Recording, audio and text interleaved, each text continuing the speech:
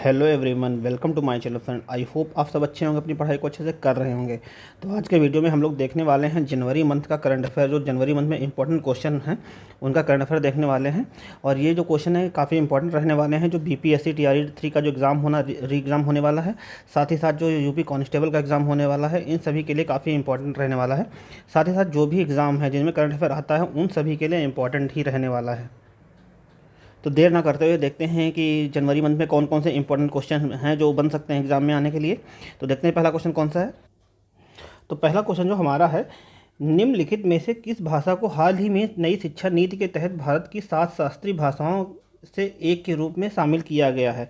तो इनमें से किस भाषा को जो है शिक्षा नीति के द्वारा जो है शास्त्रीय भाषाओं में शामिल किया गया। तो आप लोग बताइए। तो इसका करेक्ट ऑप्शन हो जाएगा ऑप्शन थर्ड, फारसी भाषा को जो है शास्त्रीय भाषाओं के रूप में शामिल किया गया है। तो इसके बारे में देखते हैं।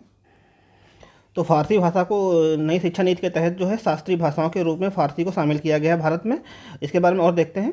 सांस्कृतिक संबंधों को मजबूत करने के उद्देश्य से एक उल्लेखनीय विकास से भारत सरकार ने नई शिक्षा नीति के तहत फारसी भाषा को भारत की 6 शास्त्रीय भाषाओं में से एक के रूप में शामिल करने का निर्णय लिया है। और इसकी जो घोषणा की है, इसकी घोषणा विदेश मंत्री एस जयशंकर ने ईरान की 2 दिवसीय यात्रा के दौरान की, जिसमें ईरान और भारत के बीच शास्त्रीय साहित्य और भाषाई संबंधों पर प्रकाश डाला।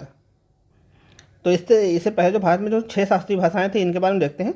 तो जो 6 शास्त्रीय भाषाएं थी, ये थी जो सबसे पहले जो थी, सबसे पहले जो तमिल जो हुई थी, इसको जो दर्जा दिया गया था, तो 2004 में दर्जा दिया गया था। संस्कृत भाषा को 2005 में जो है शास्त्रीय भाषाओं का दर्जा दिया गया था। और कन्नड़ को जो है 2008 में, और तेलुगु को 2008 में जो है शास्त्रीय भाषाओं का दर्जा दिया गया था। मलयालम को 2013 में, और अभी जो लेटेस्ट में जो थी इससे पहले उड़िया को 2014 में, और अब जो है जो दिया गया है फारसी भाषा को शास्त्रीय भाषाओं का दर्जा दिया गया है। नेक्स्ट क्वेश्चन देखते हैं। नेक्स्ट क्वेश्चन जो है, भारतीय ओलंपिक संघ आईओए के मुख्य कार्यकारी अधिकारी सीईओ के रूप में किसे नियुक्त किया गया है। तो भारतीय ओलंपिक संघ के मुख्य कार्यकारी अधिकारी के रूप में किसको नियुक्त किया गया है। तो इसका जो करेक्ट ऑप्शन हो जाएगा, इसका ऑप्शन जो हो जाएगा ऑप्शन थर्ड, रघुराम अय्यर को जो है नियुक्त किया गया है। तो इसके बारे में देखते हैं। तो रघुराम अय्यर को नियुक्त किया गया। रघुराम अय्यर को भारतीय ओलंपिक संघ का मुख्य कार्यकारी अधिकारी सीईओ नियुक्त किया गया है। नेक्स्ट क्वेश्चन देखते हैं। नेक्स्ट क्वेश्चन जो है, काला नुनिया चावल जिसे हाल ही में भौगोलिक संकेत जीआई टैग प्राप्त हुआ है, किस राज्य से संबंधित है। तो जो काला नुनिया चावल है ये किस राज्य से संबंधित है जिसको जीआई टैग दिया गया है। तो इसका भी करेक्ट ऑप्शन हो जाएगा, इसका अभी ऑप्शन जो है थर्ड करेक्ट हो जाएगा। ये जो है पश्चिम बंगाल का है। तो काला नुनिया चावल को जो पश्चिम बंगाल में जीआई टैग का दर्जा दिया गया है। पश्चिम बंगाल में कुछ उत्पादों के लिए जीआई टैग हासिल किए हैं, जिसमें से सुंदरबन का जो शहद है, ब्लैक नुनिया चावल है, तांगेल, गोरोड और कांदलिया साड़ियाँ, जो कांदलिया साड़ी हैं, इन सबको जो है दर्जा दिया गया है। नेक्स्ट क्वेश्चन देखते हैं। नेक्स्ट क्वेश्चन जो है, जनवरी 2024 में 16वें वित्त आयोग के अध्यक्ष के रूप में किसे नियुक्त किया गया है। तो 16वां वित्त आयोग जो है, 16वें वित्त आयोग के जो अध्यक्ष नियुक्त किए गए हैं, ये जो नियुक्त किए गए हैं, ये जो है अरविंद पनगड़िया को नियुक्त किया गया है 16वें वित्त आयोग के। नेक्स्ट क्वेश्चन जो है, 9वें एशियाई शीतकालीन खेलों में 2 बाघ शुभांकरों के क्या नाम है। तो जो 9वें एशियाई शीतकालीन खेल थे, इनमें जो बाघ शुभांकर जो शुभांकरों का जो क्या नाम है, इसके बारे में पूछा गया। तो इसका जो करेक्ट ऑप्शन हो जाएगा ऑप्शन सेकेंड, बिन विन और निनी जो है ये शुभांकर थे। तो इसके बारे में देखते हैं। तो जो यहाँ पे जो शुभांकर बनाए गए थे, बिन और निनी को शुभांकर बनाया गया था। 9वें एशियाई शीतकालीन खेलों के लिए आधिकारिक शुभांकर और प्रतीक का अनावरण जो किया था, ये हरबिन ने किया था। नेक्स्ट क्वेश्चन देखते हैं। नेक्स्ट क्वेश्चन जो है, राष्ट्रीय खेल पुरस्कारों में चिराग शेट्टी और सात्विक साईराज रंगरेड्डी को कौन सा पुरस्कार प्रदान किया गया है। तो राष्ट्रीय खेलों के जो पुरस्कार इनको प्रदान किया गया, इसका ऑप्शन जो करेक्ट हो जाएगा ऑप्शन फर्स्ट, इनको जो दिया गया है मेजर ध्यानचंद खेल रत्न पुरस्कार इनको दिया गया है। तो इसके बारे में देखते हैं। तो इनको जो दिया गया है, मेजर ध्यानचंद खेल रत्न पुरस्कार दिया गया है। राष्ट्रीय खेल पुरस्कारों में चिराग शेट्टी और सात्विक साईरंगराज रेड्डी को प्रसिद्ध खेल रत्न पुरस्कार से सम्मानित किया गया है। इसी के साथ आगे देखते हैं। राष्ट्रीय खेल पुरस्कार में चिराग शेट्टी और सात्विक साईराज रेड्डी को मेजर ध्यानचंद खेल रत्न पुरस्कार से सम्मानित किया गया है। और इसमें सबसे इंपॉर्टेंट जो है कि ये क्रिकेटर जो है मोहम्मद सामी को जो अर्जुन पुरस्कार भी दिया गया। इसी टाइम पे जो अर्जुन पुरस्कार दिया गया, ये भी काफ़ी इंपॉर्टेंट है। तो ये दोनों काफ़ी इंपॉर्टेंट है, क्योंकि सात्विक रंगराज रेड्डी को जो दिया गया है, ये मेजर ध्यानचंद खेल रत्न पुरस्कार दिया गया है, और जो मोहम्मद सामी है इनको अर्जुन पुरस्कार से सम्मानित किया गया है। और ये पुरस्कार जो दिए गए हैं, दिल्ली में राष्ट्रपति द्रौपदी मुर्मू के द्वारा इनको प्रदान किए गए हैं। नेक्स्ट क्वेश्चन देखते हैं। नेक्स्ट क्वेश्चन जो है, किस मंत्रालय ने व्यापक योजना पृथ्वी पृथ्वी विज्ञान की पृथ्वी शुरू की है? तो ये जो किस मंत्रालय ने व्यापक योजना पृथ्वी विज्ञान पृथ्वी शुरू किया है? तो ये जो शुरू किया है, इसका तो करेक्ट ऑप्शन हो जाएगा, और इसका ऑप्शन 4 करेक्ट हो जाएगा। ये जो है पृथ्वी विज्ञान मंत्रालय ने शुरू किया है। तो इसके बारे में देखते हैं। तो इसको जो शुरू किया है, पृथ्वी विज्ञान मंत्रालय ने इसको शुरू किया है। और इसमें इंपॉर्टेंट जो है, भारत सरकार ने इसके लिए 4,797 करोड़ रुपए जो है करोड़ रुपए से पृथ्वी विज्ञान योजना को हरी झंडी दी है। तो ये इस योजना के लिए जो पैसा अलॉट किया गया है, वो किया गया 4,797 करोड़ रुपये जो है पैसा अलॉट किया गया है। और यह योजना जो है, यह पृथ्वी विज्ञान मंत्रालय की जो पहल है। नेक्स्ट क्वेश्चन देखते हैं, और इसको जो शुरू करने इसके बाद और भी डिटेल देखते हैं। पृथ्वी विज्ञान पृथ्वी योजना को भारत के प्रधानमंत्री श्री नरेंद्र मोदी की अध्यक्षता के केंद्रीय मंत्रिमंडल द्वारा अनुमोदन किया गया है। तो इसको जो अनुमोदित किया गया है, नरेंद्र मोदी की अध्यक्षता में केंद्रीय मंत्रिमंडल द्वारा इसको अनुमोदित किया गया है। और इसका उद्देश्य जो है, पृथ्वी का उद्देश्य मौसम, महासागर और जलवायु के खतरों में बेहतर ढंग से समझ और भविष्यवाणी करना और जलवायु परिवर्तन के पीछे के विज्ञान की गहराई को जानना जो है इसका उद्देश्य है। नेक्स्ट क्वेश्चन देखते हैं। नेक्स्ट क्वेश्चन जो है, दिल्ली में राम मंदिर राष्ट्र मंदिर एक साझी विरासत पुस्तक का विमोचन किसने किया? तो दिल्ली में जो राम मंदिर राष्ट्र मंदिर एक साझी विरासत पुस्तक का विमोचन जो किया है, ये जो किया है, इसका ऑप्शन जो है 3rd करेक्ट हो जाएगा। इसको जो किया आरिफ मोहम्मद खान ने किया है। तो इसके बारे में देखते हैं। तो इसका जो विमोचन किया जो आरिफ मोहम्मद खान ने किया। आरिफ मोहम्मद खान ने दिल्ली में राम मंदिर राष्ट्र मंदिर एक साझा विरासत पुस्तक का विमोचन जो है आरिफ मोहम्मद खान ने किया है। और आरिफ मोहम्मद खान जो है, केरल के राज्यपाल आरिफ मोहम्मद खान ने दिल्ली में राम मंदिर राष्ट्र मंदिर एक साझी विरासत पुस्तक लॉन्च की है। आयोजन के दौरान जिन प्रमुख विषयों पर चर्चा हुई, वो है आदि शंकराचार्य की शिक्षाओं और समाज में उनका योगदान, इन पर जो है इस पर चर्चा हुई। नेक्स्ट क्वेश्चन देखते हैं। नेक्स्ट क्वेश्चन जो है, डॉक्टर मनसुख मांडवी द्वारा उद्घाटन की गई देश की पहली स्वस्थ और स्वच्छ स्ट्रीट फूड का क्या नाम है? तो डॉक्टर मनसुख मांडवी के द्वारा जो उद्घाटन किया गया है, स्वच्छ स्ट्रीट फूड जो स्वच्छ फूड स्ट्रीट का जो नाम है, इसका क्या नाम है? तो इसका ऑप्शन 4 करेक्ट है। इसका जो नाम है प्रसादम। तो इसके बारे में देखते हैं। स्वास्थ्य मंत्री ने भारत की पहली स्वस्थ और स्वच्छ फूड स्ट्रीट प्रसादम का उद्घाटन किया। तो देखते हैं इसका उद्घाटन जो है, मध्य प्रदेश के उज्जैन में नीलकंठ वन महाकाल लोक में देश की पहली स्वस्थ और स्वच्छ फूड स्ट्रीट, जिसका नाम प्रसादम है, का उद्घाटन किया। उद्घाटन का संचालन केंद्रीय स्वास्थ्य और परिवार कल्याण मंत्री जो है मनसुख मांडवी ने किया। नेक्स्ट क्वेश्चन देखते हैं। नेक्स्ट क्वेश्चन जो है, ग्लोबल फायर पावर रैंकिंग 2024 के अनुसार किस देश ने विश्व स्तर पर चौथा सबसे मजबूत सैन्य स्थान हासिल किया है? तो ये जो चौथा सैन्य स्थान जो हासिल किया है, यह है हमारा प्यारा भारत। तो इसका ऑप्शन जो करेक्ट हो जाएगा ऑप्शन 4। तो इसके बाद हम देखते हैं। तो देखते हैं, ग्लोबल फायर पावर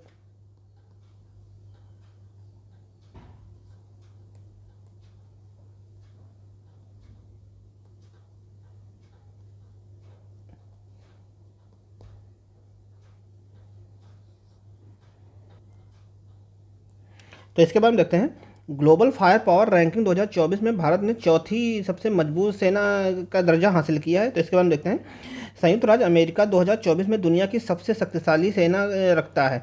इसके बाद रूस और चीन है। 145 देशों का मूल्यांकन करने वाले ग्लोबल फायर पावर इंडेक्स के अनुसार भारत सैनिक ताकत में विश्व स्तर पर चौथे स्थान पर है। व्यापक रैंकिंग में सैनिकों की संख्या, उपकरण, वित्तीय स्थिरता, भूगोल और उपलब्ध संसाधनों जैसे कारकों पर विचार किया जाता है। सूची में शामिल 145 देशों में भूटान के पास सबसे कम शक्तिशाली सेना है। तो भूटान जो है सबसे कम शक्तिशाली सेना के साथ 145वें नंबर पे है। तो अब देखते हैं टॉप जो 10 जो देश हैं, इनके बारे में देखते हैं। तो नंबर 1 पे जो है संयुक्त राज्य अमेरिका है, दूसरे नंबर पे रूस है, तीसरे नंबर पे चीन है और चौथे पे भारत है। 5वें पे जो है दक्षिण कोरिया है, 6ठे पे जो है यूनाइटेड किंगडम है, 7वें पे जापान, 8वें पे टर्की और 9वें पे पाकिस्तान और 10वें नंबर पे जो है इटली है। तो ये जो टॉप 10 देश हैं। नेक्स्ट क्वेश्चन देखते हैं। नेक्स्ट क्वेश्चन जो है, हाल ही में जनवरी 2024 में UWW रैंकिंग सीरीज में 57 किलोग्राम वर्ग में स्वर्ण पदक किसने जीता? तो 57 किलोग्राम में जो स्वर्ण पदक जीता है, ये जीता है अमन सहरावत ने जीता है। तो इसका ऑप्शन 3rd करेक्ट हो जाएगा। नेक्स्ट क्वेश्चन देखते हैं। तो इसके बारे में और देखते हैं। तो ये जो जीता, अमन सहरावत ने जीता। अमन सहरावत ने UWW रैंकिंग सीरीज में 57 किलोग्राम वर्ग में स्वर्ण पदक जीता है। और ये जो हुआ, दिल्ली के छत्रसाल स्टेडियम में 20 वर्षीय पहलवान अमन सहरावत ने UWW रैंकिंग सीरीज में जो 57 किलोग्राम वर्ग में स्वर्ण पदक जीतकर नए साल की शुरुआत की। तो ये जनवरी में शुरू हुआ, तो इसलिए नए साल की शुरुआत जो इन्होंने गोल्ड मेडल के साथ की। नेक्स्ट क्वेश्चन देखते हैं। नेक्स्ट क्वेश्चन जो है, भारत में राष्ट्रीय राजमार्गों के ग्रीन कवर इंडेक्स तैयार करने के लिए किस तकनीक का उपयोग किया जा रहा है। तो भारत में राष्ट्रीय राजमार्गों के ग्रीन कवर इंडेक्स को तैयार करने के लिए जो तकनीक का विकास किया जा रहा है, इसका ऑप्शन जो है सेकंड करेक्ट हो जाएगा, जो है सैटेलाइट इमेजनरी टेक्निक का जो प्रयोग किया जा रहा है। तो इसके बारे में और देखते हैं। तो इसमें जो टेक्निक का यूज किया जा रहा है, सैटेलाइट इमेजरी टेक्निक का प्रयोग किया जा रहा है। और इसकी जो शुरुआत है, NHI national highway authority of India ने भारत के राष्ट्रीय राजमार्गों के ग्रीन कवर इंडेक्स के विकास के लिए रिपोर्टिंग के लिए NRSC के साथ समझौता ज्ञापन पर हस्ताक्षर किया है। भारत में राष्ट्रीय राजमार्गों के ग्रीन कवर इंडेक्स को हाई रेजोल्यूशन सैटेलाइट इमेजरी की सहायता से तैयार किया जा रहा है। तो इसका ऑप्शन जो करेक्ट हो जाएगा, ऑप्शन जो इसका जो सेकंड करेक्ट था, और ये जो है टेक्निक जो है सैटेलाइट इमेजरी है। नेक्स्ट क्वेश्चन देखते हैं। नेक्स्ट क्वेश्चन जो है, 2024 में 69वें फिल्म फेयर पुरस्कार में सर्वश्रेष्ठ कोरियोग्राफर का पुरस्कार किसे मिला है। तो ये काफ़ी इंपॉर्टेंट है, क्योंकि यहाँ पे कोरियोग्राफर के बारे में पूछा गया है। तो 69वें फिल्म फेयर 2024 के 69वें फिल्म फेयर पुरस्कार में कोरियोग्राफर का पुरस्कार जो जीता है, इसका ऑप्शन जो है ऑप्शन सेकंड करेक्ट हो जाएगा। इसको जीता है गणेश आचार्य। वॉट्स झुमका के लिए इनको जो है कोरियोग्राफर का अवार्ड दिया है, सर्वश्रेष्ठ कोरियोग्राफर का अवार्ड दिया गया है। तो इसके बारे में देखते हैं। तो यहाँ पे जो दिया है करेक्ट जो ऑप्शन करेक्ट जो है गणेश आचार्य वॉट्स झुमका। फिल्म फेयर अवार्ड 2024 का 69वां संस्करण गुजरात में आयोजित किया गया। तो ये जो फिल्म फेयर अवार्ड जो हुए थे 2024 में, इसका 69वां जो संस्करण हुआ था, ये गुजरात में हुआ था। तो इसके बारे में और देखते हैं। इसमें सर्वश्रेष्ठ कोरियोग्राफर जो थी, ये तो थी गणेश आचार्य वॉट्स झुमका, रॉकी और रानी की प्रेम कहानी के लिए। साथ ही साथ जो है सर्वश्रेष्ठ VFX जो है, ये रेड चिलीज VFX जवान, ये जो है रेड चिलीज को दिया गया है, और ये जो है जवान मूवी के लिए दिया गया है। साथ ही सर्वश्रेष्ठ एक्शन एस्पायरो राजटोस, एनएल राजू कैन एन यानिकी बेन कैच, खमकड़ी सुनील रेगडिस जवान के लिए इसको दिया गया है, सर्वश्रेष्ठ एक्शन के लिए। तो ये काफ़ी इंपॉर्टेंट है, तो इसको आप लोग पढ़ लीजिए। नेक्स्ट क्वेश्चन देखते हैं। इसमें ये दो तो इंपॉर्टेंट रखिए, याद ही रखिए कि जो कोरियोग्राफर के लिए किसे दिया गया और VFX के लिए किसे दिया गया। नेक्स्ट क्वेश्चन देखते हैं। नेक्स्ट क्वेश्चन जो है, संयुक्त राष्ट्र के किस विभाग या एजेंसी ने विश्व आर्थिक स्थिति और संभावनाएं रिपोर्ट 2024 जारी की है। तो ये जो जारी की है, इसको जो जारी करने वाला विभाग है, ऑप्शन थर्ड, इसको जो जारी किया आर्थिक और सामाजिक मामलों का विभाग ने इसको जारी किया है। तो इसके बारे में देखते हैं। तो इसका ऑप्शन जो है थर्ड करेक्ट हो जाएगा। नेक्स्ट क्वेश्चन जो है, दिसंबर में UPI लेन देन मूल्य दर में साल दर साल कितनी वृद्धि हुई। तो दिसंबर मंथ में जो UPI से लेन देन में जो वृद्धि देखी गई, इसके बारे में पूछा गया है। तो ये जो वृद्धि दिसंबर में देखी गई है, इसका ऑप्शन सेकंड करेक्ट हो जाएगा। ये जो देखी गई 42% देखी गई। तो इसके बारे में और देखते हैं। तो दिसंबर में UPI लेन देन में जो साल दर साल वृद्धि हुई, ये 42% हुई, ये 42% हुई। और दिसंबर में UPI लेन देन का मूल्य सालाना आधार पर 42% से बढ़कर जो है 18 लाख करोड़ रुपए हो गया। तो दिसंबर में जो वृद्धि देखी गई है, ये 42% देखी गई, और जो अगर मूल्यों में देखा जाए तो ये 18 लाख करोड़ रुपए हो गई। UPI लेन देन की मात्र सालाना आधार पर जो है 54% बढ़ करके ये जो है यह हुआ 1202 करोड़ तक पहुँच गया। तो सालाना जो वृद्धि देखी गई है 54% देखी गई है, और जो दिसंबर में देखी गई है, ये 42% देखी गई है। UPI ट्रांजैक्शन वैल्यू में मासिक वृद्धि जो है ये 7% है, और UPI के तहत औसतन दैनिक लेन देन जो हुआ है, ये 40 करोड़ रुपये तक हुआ है। तो यहाँ पे ये दो तो काफ़ी इंपॉर्टेंट कि दिसंबर में कितनी वृद्धि देखी गई, और साथ ही साथ जो ओवरऑल देखी गई साल भर में कितनी वृद्धि देखी गई, तो ये देखी गई 54%। नेक्स्ट क्वेश्चन देखते हैं। नेक्स्ट क्वेश्चन है, किस IIT ने भविष्य की तकनीक के लिए ई-मोबिलिटी लैब लॉन्च करने के लिए अल्टेयर के साथ साझेदारी की। तो जो ई-मोबिलिटी के लिए जो लैब लॉन्च कर रहा है, अल्टेयर के साथ समझौता करके ये एक IIT कर रहा है, IIT मद्रास कर रहा है। तो इसका ऑप्शन सेकंड करेक्ट हो जाएगा। नेक्स्ट क्वेश्चन देखते हैं। नेक्स्ट क्वेश्चन जो है, भारत किर्गिस्तान संयुक्त विशेष बल अभ्यास खंजर कहाँ आयोजित किया गया है। तो भारत और किर्गिस्तान के बीच जो एक्सरसाइज होती है, युद्ध अभ्यास जो होता है, जिसका नाम खंजर है, तो ये कहाँ हुआ। तो ये जो हुआ, इसका आयोजन जो किया गया, इसका ऑप्शन सेकंड करेक्ट हो जाएगा। ये जो हुआ special forces training school Bakloh में हुआ। तो इसके बारे में देखते हैं। तो ये जो एक्सरसाइज हुई, जो खंजर हुई, ये स्पेशल फोर्सेज ट्रेनिंग स्कूल बकलो जो है, ये है हिमाचल प्रदेश में बकलो है, वहाँ ये एक्सरसाइज की गई। और जो खंजर एक्सरसाइज होती है, भारत और किर्गिस्तान के बीच में होती है। साथ ही यहाँ पे कुछ इंपॉर्टेंट एक्सरसाइज देखते हैं कि कौन सी एक्सरसाइज कौन से देश के साथ होती है। तो इसके बारे में देखते हैं। तो इधर एक्सरसाइज का नाम दिया हुआ है, और साथ ही साथ जो देश इन्वॉल्व है, इनके बारे में इधर दिया हुआ है। तो जो जैसे यहाँ पे संप्रति जो होती है, ये जो है इंडिया और बांग्लादेश के बीच में होती है। मित्र शक्ति जो होती है इंडिया और श्रीलंका के बीच में होती है। श्रीलेक्स जो होती है इंडिया और श्रीलंका के साथ होती है। मैत्री जो एक्सरसाइज होती है, ये होती है इंडिया और थाईलैंड के बीच में होती है। और सैम सैम जो होती है भारत और थाईलैंड के बीच में होती है। साथ ही साथ जो वज्र प्रहार जो है वज्र प्रहार हुआ और युद्ध अभ्यास हुआ और कोप इंडिया, ये सारी जो है ये इंडिया और यूएसए के बीच में होती है। ये सारी जो है इंडिया यूएसए के बीच में होती है। नोमैटिक एलिफेंट जो है ये मंगोलिया के साथ होती है। गरुण शक्ति जो है इंडोनेशिया के साथ होती है। इंडो कॉर्पेट ये भी जो है इंडोनेशिया के साथ होती है। समुद्र शक्ति जो है ये भी इंडोनेशिया के साथ होती है। और यहाँ पे इंपॉर्टेंट कि यहाँ पे जब मैं सब में लगा हुआ समुद्र शक्ति इस टाइप लगा, जो खाली शक्ति एक्सरसाइज है ये जो है फ्रांस के साथ होती है। वरुण एक्सरसाइज जो होती है ये भी जो है फ्रांस के साथ होती है। और आगे देखते हैं, जो गरुण है ये भी फ्रांस के साथ होती है। और धर्मा गार्जन जो है ये जापान के साथ होती है। जिमेक्स जो है ये भी जो है इंडिया और जापान के साथ होती है। तो इंडिया और जापान के साथ जो है धर्मा गार्जन, जिमेक्स ये जो है इंडिया और जापान के साथ होती है। सूर्य किरण जो है इंडिया और नेपाल के बीच में होती है। हैंड इन हैंड ये इंडिया और चाइना के बीच में होती है। सिम्बिक्स जो है इंडिया और सिंगापुर के बीच में होती है। ऑस इंडेक्स जो है इंडिया और ऑस्ट्रेलिया के बीच में होती है। इंडो थाई कॉर्पोरेट ये जो है जो है ये इंडिया और थाईलैंड के बीच में होती है। ऑस्ट इंडिया जो है इंडिया और ऑस्ट्रेलिया के बीच में होती है। साथ ही साथ इन बैन कॉर्पोरेट ये जो है इंडिया और बांग्लादेश के बीच में होती है। और टेबल टॉप ये भी काफ़ी इंपॉर्टेंट है, अभी शुरू हुई। तो ये जो होती है टेबल टॉप ये भी इंडिया और बांग्लादेश के बीच में होती है। तो जो टेबल टॉप इंडिया बांग्लादेश के बीच में होती है टेबल टॉप। प्रबल दोस्तक जो होती है ये कजाकिस्तान के साथ होती है। और खंजर जो होती है ये किर्गिस्तान के साथ होती है। तो प्रबल दोस्तक जो है कजाकिस्तान और खंजर जो है किर्गिस्तान। इक्वेरिन जो है इंडिया और मालदीव के बीच में होती है। और इम्बेक्स जो है इंडिया और म्यांमार के बीच में होती है। एमकोर जो है ये भी इंडिया और म्यांमार के बीच में होती है। अल नगा जो है ओमान के साथ होती है। नसीम अल बहार और ईस्टर्न ब्रिज ये सारी जो एक्सरसाइज हैं ओमान के साथ होती हैं। तो अल नगा इंडिया ओमान, नसीम अल बहार India Oman, eastern bridge India Oman. Exercise Indira जो है ये रसिया के साथ होती है। अजय वॉरियर ये यूके के साथ होती है। कोंकण ये भी यूके के साथ होती है। और इंद्रधनुष ये भी यूके के साथ ही होती है। और यहाँ पे जो ये जो है ईस्टर्न ब्रिज ये जो अभी रिपीट हो गया ये ईस्टर्न ब्रिज जो होती है ओमान के साथ होती है। लामित एक्सरसाइज जो है ये इंडिया और सेशल्स के बीच में होती है। और विम्बेक्स जो है इंडिया और वियतनाम के साथ होती है। तो ये काफ़ी इंपॉर्टेंट ये एक्सरसाइज की इंपॉर्टेंट है, तो आप लोग इनको याद कर लीजिए कि ये एक्सरसाइज किन किन देशों के साथ होती है। तो इनके बारे में काफ़ी इंपॉर्टेंट है, एक दो बार इनको रिपीट करके देख सकते हैं। नेक्स्ट क्वेश्चन देखते हैं। नेक्स्ट क्वेश्चन जो है 2024 में यूनेस्को की विश्व धरोहर समिति सत्र की मेजबानी कौन सा शहर करेगा। तो 2024 की यूनेस्को की विश्व धरोहर समिति की सत्र की जो मेजबानी करेगा ये जो नई दिल्ली में इसका आयोजन किया जाएगा। नई दिल्ली भारत इसकी मेजबानी करेगा। तो इसके बाद हम देखते हैं। तो भारत 2024 में यूनेस्को की विश्व धरोहर समिति की अध्यक्षता की मेजबानी करेगा 2024 में। और ये जो होगी जो मीटिंग होगी ये नई दिल्ली में होगी। भारत जो है 21 से 31 जुलाई 2024 तक नई दिल्ली में यूनेस्को की विश्व धरोहर समिति की अध्यक्षता और मेजबानी करने के लिए तैयार है।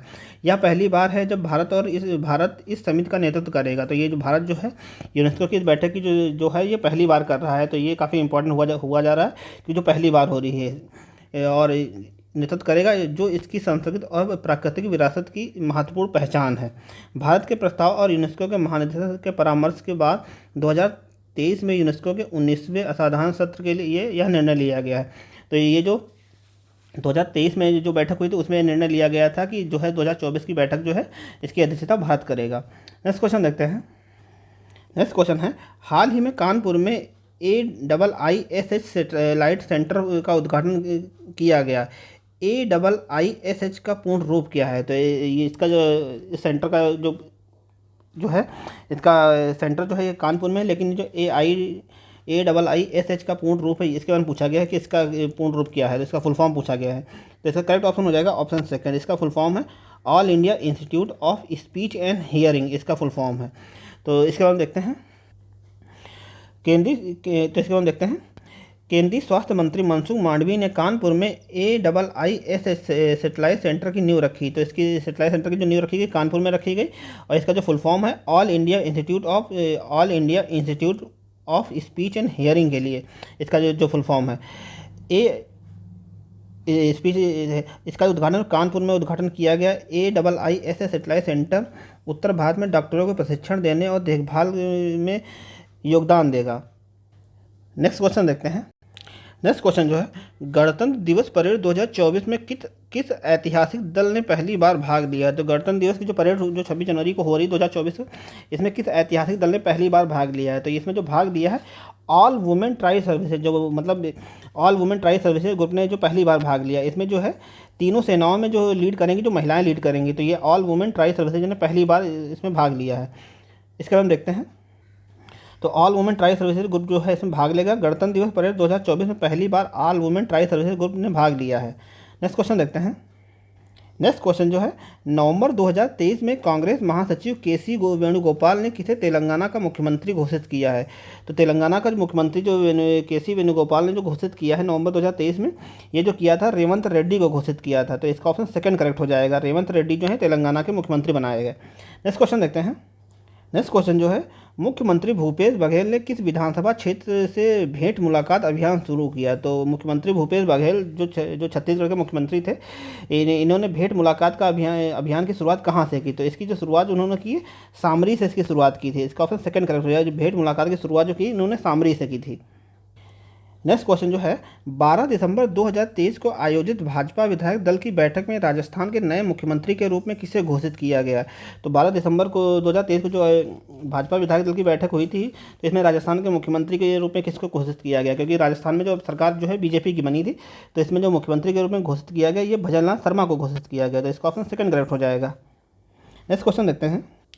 नेक्स्ट क्वेश्चन जो है, दिसंबर 2023 में मिजोरम के मुख्यमंत्री पद की किसने शपथ ली? तो मिजोरम के जो मुख्यमंत्री पद की जो शपथ ली, ये श्री पू लाल दोहोमा ने जो है मिजोरम में मुख्यमंत्री पद की शपथ ली। तो ये जो दिसंबर मंथ में जो इलेक्शन हुए थे, इसमें जो 5 राज्यों के मुख्यमंत्री चेंज हुए, जैसे कि एमपी के मुख्यमंत्री जो बीजेपी की सरकार बनी थी, राजस्थान में बनी थी, और जो मिजोरम है इसमें सरकार बनी थी, और तेलंगाना में सरकार बनी थी। इन सभी के जो मुख्यमंत्री काफ़ी इंपॉर्टेंट हैं, तो आप लोग इन राज्यों के मुख्यमंत्री और वहाँ के जो गवर्नर हैं इनके बारे में जानकारी ले सकते हैं। नेक्स्ट क्वेश्चन देखते हैं।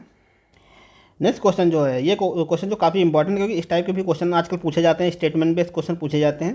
तो इसका हम देखते हैं, विश्व मलेरिया रिपोर्ट 2023 के बारे में निम्नलिखित कथनों पर विचार कीजिए। जो कथन फर्स्ट जो कहता है, यह विश्व स्वास्थ्य संगठन WHO के द्वारा जारी किया जाता है। कथन दो जो कहता है, दक्षिण पूर्व एशियाई क्षेत्र में बांग्लादेश में सबसे अधिक मामले दर्ज किए गए हैं। थर्ड जो कहता है, रिपोर्ट में मलेरिया संचालन पर जलवायु परिवर्तन के प्रत्यक्ष और अप्रत्यक्ष प्रभावों पर प्रकाश डाला गया है। उपरोक्त में से कितने कथन सत्य हैं? तो इसमें जो कथन सत्य हैं, ये कितने कथन सत्य हैं इन तीनों में से? तो इसका तो करेक्ट ऑप्शन हो जाएगा, इसमें जो कथन जो सही है, इसमें जो है ऑप्शन इसका सेकंड करेक्ट हो जाएगा। जो है केवल 2 कथन जो सही हैं, इनमें 3 में से कोई 2 सही हैं, 1 गलत है। तो इसके बारे में डिटेल देखते हैं। तो देखते हैं इसके बारे में। ये जो रिपोर्ट है ये WHO द्वारा विश्व मलेरिया रिपोर्ट 2023 जारी की गई थी। इसमें जो मलेरिया रिपोर्ट 2023 के बारे में देखते हैं। विश्व मलेरिया रिपोर्ट 2023 विश्व स्वास्थ्य संगठन WHO द्वारा प्रतिवर्ष जारी की जाती है। तो ये इसके हिसाब से जो पहला कथन है वो सही हो जाता है। 2022 में दर्ज किए गए 5.2 मिलियन मलेरिया के मामलों में 66% भारत से आए, जो कि दक्षिण पूर्व एशियाई क्षेत्रों में किसी भी देश में सबसे अधिक हैं। 2022 में मलेरिया के कारण होने वाली सभी मौतों में 94% मौतें जो हैं इंडोनेशिया के साथ भारत में हुई हैं, इसलिए कथन 2 गलत है। तो वहाँ पर बताया गया था कि जो सबसे ज़्यादा केस आए हैं वो बांग्लादेश में आए, लेकिन ऐसा नहीं है। यहाँ पे जो है सबसे ज़्यादा जो केस देखे गए ये भारत में देखे गए, तो ये कथन गलत हो जाता है। रिपोर्ट में मलेरिया संचयन और समग्र बोझ पर जलवायु परिवर्तन के प्रत्यक्ष और अप्रत्यक्ष प्रभावों पर भी प्रकाश डाला गया है। जलवायु परिवर्तन में मलेरिया रोगजनक और वेक्टर मादा एनाफिलिस की तापमान, वर्षा और आर्द्रता के प्रति संवेदनशीलता के साथ सीधे संपर्क कर सकता है और छूत को फैलना और संक्रमित करना आसान बना सकता है। अतः कथन थर्ड सही है। तो ये जो फर्स्ट और थर्ड जो ऑप्शन था वो सही है, सेकंड गलत था। नेक्स्ट क्वेश्चन देखते हैं। नेक्स्ट क्वेश्चन जो है, जनवरी 2024 में भारत का पहला पूर्ण बालिका सैनिक स्कूल का उद्घाटन कहाँ किया गया? तो जनवरी 2024 में जो भारत का पहला पूर्ण बालिका सैनिक स्कूल जो उद्घाटन किया गया, इसका उद्घाटन जो किया गया ऑप्शन थर्ड, इसका जो उद्घाटन जो किया गया वृंदावन उत्तर प्रदेश में किया गया। तो इसका हम देखते हैं। तो इस स्कूल की का उद्घाटन जो है रक्षा मंत्री राजनाथ सिंह ने उत्तर प्रदेश के वृंदावन में पहले पूर्ण गर्ल्स सैनिक स्कूल का उद्घाटन जो है राजनाथ सिंह ने किया था, जो हमारे रक्षा मंत्री हैं। और इस स्कूल का जो नाम है संविद गुरुकुलम गर्ल्स सैनिक स्कूल है, और ये जो है वृंदावन उत्तर प्रदेश मथुरा में इसका उद्घाटन किया गया। नेक्स्ट क्वेश्चन देखते हैं। नेक्स्ट क्वेश्चन जो है, तीर्थ स्थलों पर स्वच्छता को बढ़ावा देने के लिए हाल ही में प्रधानमंत्री नरेंद्र मोदी द्वारा कौन सा कार्यक्रम शुरू किया गया? तो तीर्थ स्थलों पर जो स्वच्छता को बढ़ावा देने के लिए प्रधानमंत्री नरेंद्र मोदी के द्वारा जो कार्यक्रम शुरू किया गया, ये जो शुरू किया इसका ऑप्शन थर्ड गलत हो जाएगा। स्वच्छ मंदिर अभियान जो है इसके लिए शुरू किया गया, स्वच्छ मंदिर अभियान। तो इसके बाद हम देखते हैं। तो पीएम मोदी ने स्वच्छ तीर्थ स्थलों के लिए स्वच्छ मंदिर अभियान की शुरुआत की। प्रधानमंत्री नरेंद्र मोदी ने हाल ही में स्वच्छ मंदिर अभियान शुरू किया, जो तीर्थ स्थलों पर स्वच्छता और पर केंद्रित एक राष्ट्रव्यापी पहल है। यह जो लॉन्च किया गया है 22 जनवरी को अयोध्या में राम मंदिर के आगामी अभिषेक से पहले जो किया गया, जो राम मंदिर का जो अभिषेक था, जो 22 जनवरी से पहले इसको शुरू किया गया स्वच्छ मंदिर अभियान। नेक्स्ट क्वेश्चन देखते हैं। नेक्स्ट क्वेश्चन जो है, किस भारतीय राज्य के पूर्व मुख्यमंत्री श्री कर्पूरी ठाकुर को मरणोपरांत भारत रत्न दिया गया है? तो ये जो भारत रत्न दिया गया है कर्पूरी ठाकुर को, ये कहाँ के मुख्यमंत्री थे? तो ये जो मुख्यमंत्री थे, पूर्व मुख्यमंत्री थे, ये बिहार के मुख्यमंत्री थे। नेक्स्ट क्वेश्चन देखते हैं। नेक्स्ट क्वेश्चन जो है, स्वच्छ सर्वेक्षण पुरस्कार 2023 में राज्यों के बीच स्वच्छता की श्रेणी में कौन सा राज्य शीर्ष पर रहा? तो स्वच्छ सर्वेक्षण पुरस्कार 2023 में जो राज्यों के बीच स्वच्छता की श्रेणी में जो शीर्ष पर राज्य रहा, ये राज्य रहा महाराष्ट्र, इस पर शीर्ष पे रहा। तो इसका ऑप्शन जो है फर्स्ट करेक्ट हो जाएगा, महाराष्ट्र जो है शीर्ष पे रहा। तो इसके बारे में और देखते हैं। तो जो ये जो पुरस्कार, जो स्वच्छ सर्वेक्षण पुरस्कार 2023 जो दिए गए, ये जो प्रदान किए गए, ये हमारी राष्ट्रपति द्रौपदी मुर्मू के द्वारा इनको प्रदान किया गया। ये जो पुरस्कार प्रदान किए गए, स्वच्छ सर्वेक्षण पुरस्कार 2023 में महाराष्ट्र को उच्चतम सफाई मानकों वाले राज्य के रूप में मान्यता दी गई। तो महाराष्ट्र जो है फर्स्ट नंबर पर रहा। साथ ही साथ एमपी के मुख्यमंत्री मोहन यादव ने मध्य प्रदेश के इंदौर को लगातार 7वीं बार सबसे स्वच्छ शहर का पुरस्कार मिलने पर खुशी व्यक्त की। तो जो इंदौर है, इंदौर जो है लगातार 7वीं बार जो है स्वच्छ शहर का पुरस्कार प्राप्त किया है। और जो एमपी के मुख्यमंत्री जो अभी नए बने हैं, ये मोहन यादव बने हैं। साथ ही साथ इसमें साथ ही समग्र राज्य स्वच्छता श्रेणी में दूसरा स्थान प्राप्त किया है। एमपी ने दूसरा स्थान प्राप्त किया है, मध्य प्रदेश ने दूसरा स्थान प्राप्त किया है, और जो है महाराष्ट्र जो है नंबर 1 पे रहा। आगे देखते हैं। आगे इस रिपोर्ट में जो बताया गया, राज्य स्तरीय उपलब्धियां बताई गई है। स्वच्छता के प्रति समग्र प्रतिबद्धता को देखते हुए महाराष्ट्र को राज्य श्रेणी में स्वच्छता के लिए प्रथम पुरस्कार से सम्मानित किया गया है। साथ ही साथ मध्य प्रदेश राज्य की श्रेणी में दूसरा स्थान हासिल किया है, जबकि छत्तीसगढ़ को तीसरे स्थान पे राज्य का पुरस्कार मिला है। तो जो सबसे नंबर 1 पर जो रहा महाराष्ट्र रहा, दूसरे नंबर पर मध्य प्रदेश रहा, तीसरे नंबर पर जो छत्तीसगढ़ को जो पुरस्कार प्रदान किया। इसी में बताया गया है सबसे स्वच्छ गंगा शहर जो है उत्तर प्रदेश में वाराणसी और प्रयागराज को सबसे स्वच्छ गंगा शहरों के रूप में मान्यता प्रदान की गई, जो गंगा के किनारे स्वच्छता बनाए रखने में अपने प्रयासों में को प्रदर्शित करते हैं। तो जो स्वच्छ गंगा शहरों में जो पुरस्कार दिया गया, ये वाराणसी और प्रयागराज को दिया गया। नेक्स्ट क्वेश्चन देखते हैं। नेक्स्ट क्वेश्चन जो है, हाल ही में चीनी उद्योग के लंबे इतिहास में सर्वश्रेष्ठ पर्यावरण अधिकारी पुरस्कार जीतने वाली एकमात्र महिला बनी है। किसने यह इतिहास रचा है? तो जो सर्वश्रेष्ठ पर्यावरण अधिकारी का पुरस्कार जो चीनी उद्योग में दिया गया है, ये जो दिया गया है, इसका ऑप्शन 4 करेक्ट हो जाएगा। दीपा भंडारे को ये पुरस्कार दिया गया है। तो इसके बाद हम देखते हैं। तो ये पुरस्कार जो है दीपा भंडारे को सर्वश्रेष्ठ पर्यावरण अधिकारी पुरस्कार जीतने वाली पहली और एकमात्र महिला बनी है। और दीपा भंडारे ने हाल ही में वसंत दादा शुगर इंस्टीट्यूट के चेयरमैन शरद पवार से सर्वश्रेष्ठ पर्यावरण अधिकारी का पुरस्कार जीतकर इतिहास रचा है। वह कोल्हापुर में सिरोल तालुका में दत्त सहकारी चीनी फैक्ट्री से जुड़ी हुई हैं। तो ये जो जुड़ी हुई है दत्त सहकारी चीनी फैक्ट्री जो है ये कोल्हापुर में है, इससे जुड़ी हुई हैं दीपा भंडारे। नेक्स्ट क्वेश्चन देखते हैं। नेक्स्ट क्वेश्चन जो है, मोदी एनर्जाइजिंग ए ग्रीन फ्यूचर पुस्तक का प्रकाशक कौन है? तो मोदी एन एनर्जाइजिंग ए ग्रीन फ्यूचर पुस्तक का जो प्रकाशक है, तो ये है पेंटागन प्रेस। इसका ऑप्शन 4 करेक्ट हो जाएगा। इसके जो प्रकाशक है पेंटागन प्रेस है। तो इसका हम देखते हैं। तो ये जो इसके जो प्रकाशक थे, ये पेंटागन प्रेस जो थी, इसने इसका प्रकाशन किया था भूपेंद्र यादव ने Modi and energising A green future पुस्तक को लॉन्च किया है। तो ये Modi and energising A green future पुस्तक का जो विमोचन किया था ये भूपेंद्र यादव ने किया था, और साथ ही साथ इसका जो प्रकाशन किया है ये पेंटागन प्रेस ने किया था। Modi and energising A green future एक ऐसी पुस्तक है जो पर्यावरण स्थिरता की दिशा में भारत की पहल को विस्तृत उजागर करती है। Doctor Shyama Prasad Mukherjee research foundation के सहयोग द्वारा पेंटागन प्रेस द्वारा प्रकाशित पुस्तक संबंधित निर्णय निर्माताओं के विशेषज्ञों से अंतर्निष्ठ प्रदान करती है। नेक्स्ट क्वेश्चन देखते हैं।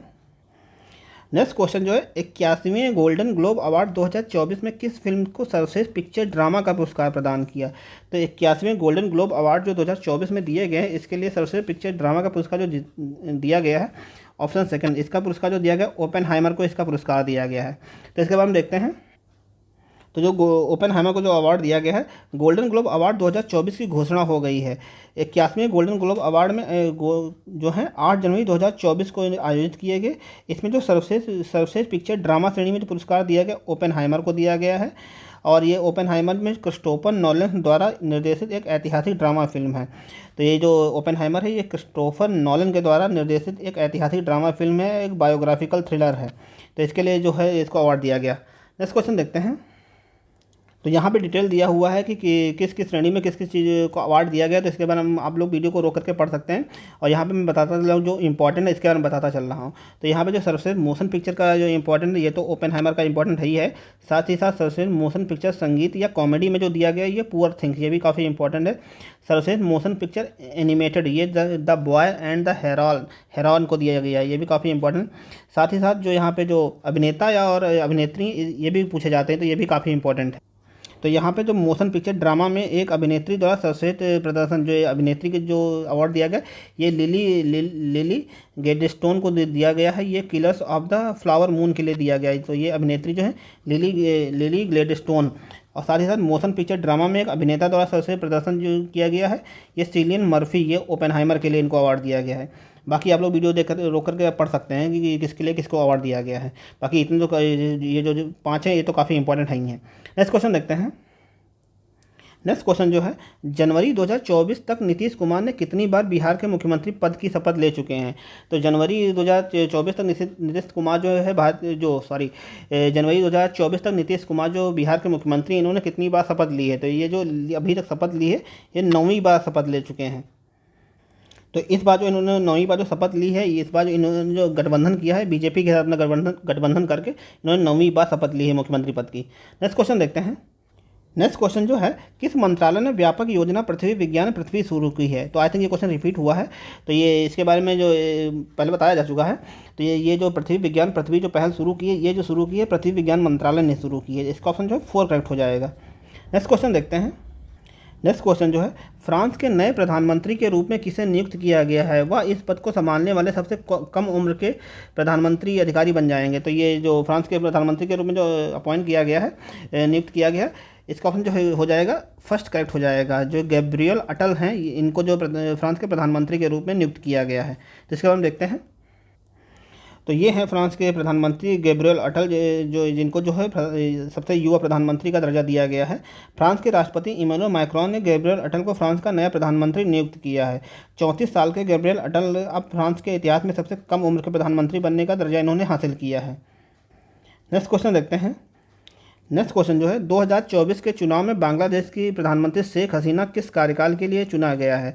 तो भारत का पड़ोसी देश बांग्लादेश है। बांग्लादेश में जो है चुनाव हुए, इसमें जो शेख हसीना जीती हैं, तो ये किस कार्यकाल के लिए इनको चुना गया है। तो इनका ये जो लगातार 5वां कार्यकाल है जो शेख हसीना का, इसके लिए इनको चुना गया है। तो इसका ऑप्शन फर्स्ट करेक्ट हो जाएगा 5वें कार्यकाल के लिए। नेक्स्ट क्वेश्चन देखते हैं।